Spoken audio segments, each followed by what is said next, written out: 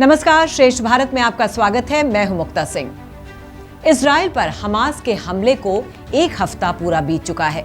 पिछले शनिवार हमास के आतंकियों ने 24 घंटे में इजराइल के ऊपर 5000 से भी ज्यादा रॉकेट बम दागकर पूरी दुनिया को हिला दिया था।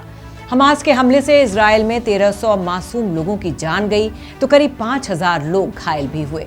अपने ऊपर हुए आतंकी हमले के बाद इजराइल ने भी हमास और फिलिस्तीन के खिलाफ जंग का ऐलान कर दिया और ताबड़तोड़ गाजा पट्टी पर बमों की बरसात कर दी, जिसमें अब तक 1000 से ज्यादा लोगों के मारे जाने की खबर सामने आ चुकी है। दोनों देशों में भयंकर संघर्ष की स्थिति बनी हुई है। दोनों देशों के बीच अब भी हिंसा जारी है, जिससे हालात बद से बदतर होते जा रहे हैं और पूरी दुनिया की चिंता भी बढ़ा दी है। इजरायली अधिकारियों के अनुसार आतंकवादी समूह ने 7 अक्टूबर को अपने हमले के बाद गाजा में 150 लोगों को बंधक बना लिया है और उनकी यही हरकत अब उनके लिए मुसीबत का सबब बन गई है, जिसके बाद गाजा के हालात सबसे ज्यादा खराब हो गए हैं। यहाँ बिजली पानी की सप्लाई ठप हो चुकी है तो पीने के पानी के लिए भी लोगों को कड़ा संघर्ष करना पड़ रहा है। इजराइल पर हमले से गुस्साए एक मंत्री ने अब गाजा में पानी की सप्लाई को लेकर बड़ी चेतावनी दे दी है। वहीं इजराइल के ऊर्जा मंत्री ने गुरुवार को कहा कि जब तक हमास आतंकवादी समूह बंधकों को मुक्त नहीं कर देता, तब तक गाजा पट्टी के लिए बिजली, ईंधन या पानी की आपूर्ति नहीं होगी। मंत्री ने एक्स पर पोस्ट किया, जब तक इजरायली बंधक लोगों की घर वापसी नहीं हो जाती, तब तक कोई बिजली का स्विच चालू नहीं किया जाएगा, कोई जल हाइड्रेंट नहीं खोला जाएगा और कोई भी ईंधन ट्रक गाजा में दाखिल नहीं होगा और कोई भी हमें नैतिकता का उपदेश नहीं देगा। शनिवार को हुए हमले के बाद सबसे पहले इजराइल ने अपने नागरिकों की सुरक्षा को महत्व दिया और लोगों की जान बचाने का हर संभव प्रयास किया। और जैसे ही थोड़ा संभलने का मौका मिला, इजरायली रक्षा मंत्री योव गैलेंट ने सोमवार को पूरे गाजा की घेराबंदी के आदेश दे दिए। साथ ही कहा था कि अगर उनके नागरिकों को रिहा नहीं किया गया तो वो गाजा पट्टी में बिजली, भोजन, पानी और ईंधन की सप्लाई पूरी तरह रोक देंगे।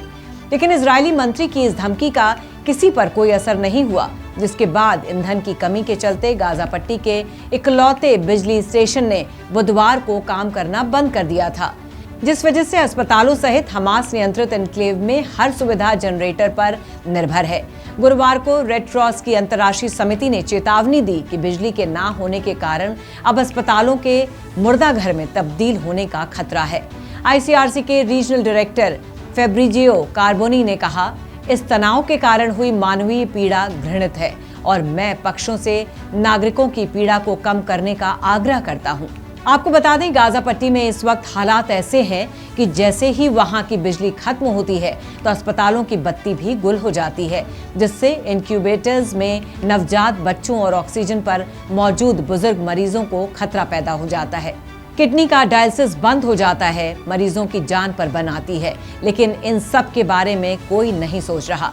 गाजा पट्टी के बिगड़ते हालातों के बीच खबर मिल रही है कि विदेशियों की सुरक्षित रिहाई और मिस्र के रास्ते फिलिस्तीन में इमरजेंसी सेवाएं बहाल करने के लिए बीच का रास्ता निकाला जा रहा है।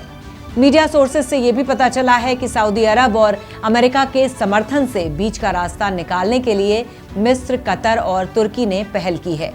अब माना यह जा रहा है, अगर अब भी फिलिस्तीन समेत हमास ने मध्यस्थता कर रहे इन देशों की शांति की अपील नहीं मानी और इजरायली नागरिकों को रिहा नहीं किया, तो न सिर्फ गाजा पट्टी बल्कि पूरी फिलिस्तीन को शमशान बनने से कोई नहीं रोक सकता, क्योंकि इजराइल इस वक्त लहूलुहान है। इजराइल को अमेरिका का समर्थन भी मिला हुआ है। ऐसे में वो कब क्या बड़ा कदम उठा ले, कोई नहीं जानता।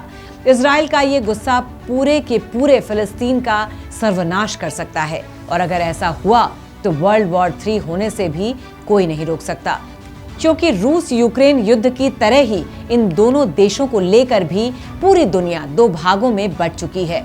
दुनिया का एक धड़ा इजराइल की तरफ है तो दूसरा फिलिस्तीन के समर्थन में खड़ा है और दोनों धड़ों के सिर पर खून सवार है।